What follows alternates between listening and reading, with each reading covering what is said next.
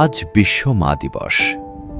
যদিও মায়ের জন্য ভালোবাসা আর সম্মান প্রতিদিনের, প্রতি মুহূর্তের, তবুও আলাদা করে একটু ভালোবাসা জানাতে, একটু কৃতজ্ঞতা প্রকাশ করতেই আজ বিশ্বজুড়ে এই আয়োজন।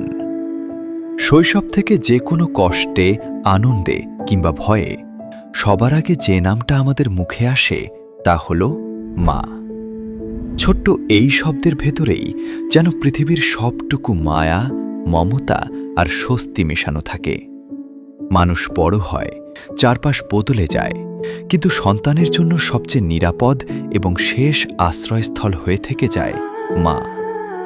মমতাময়ী মায়ের কথা উঠলে প্রথমেই শ্রদ্ধাভরে মনে পড়ে ডাক্তার মোস্তফা হাজেরা ফাউন্ডেশনের প্রতিষ্ঠাতা ও স্বপ্নদ্রষ্টা হাজেরা বেগমের কথা।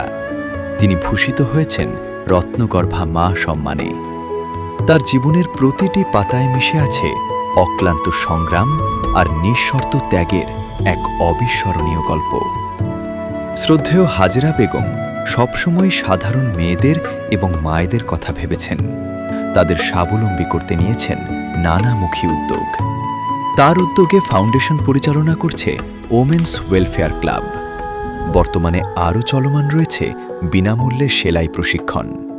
এছাড়াও ফাউন্ডেশনের প্যারেন্টিং কোর্সে বিশেষজ্ঞদের তত্ত্বাবধানে মায়েদের শেখানো হয় কিভাবে সন্তানের সাথে বন্ধুত্বপূর্ণ সম্পর্ক গড়ে তোলা যায়, তাদের মানসিক বিকাশে ইতিবাচক ভূমিকা রাখা যায় এবং সঠিক মূল্যবোধে বড় করার নানাবিধ কৌশল। কারণ একজন আদর্শ মাই পারেন একজন ভালো মানুষ ও একটি সুন্দর জাতি উপহার দিতে। মানবিক হতে শেখার প্রথম হাতেখড়ি মায়ের কাছে, যিনি নিঃস্বার্থভাবে ভালোবেসে শুধু আমাদেরই আগলে রাখেন না, বরং শেখান কিভাবে অন্যের প্রয়োজনে পাশে দাঁড়াতে হয়।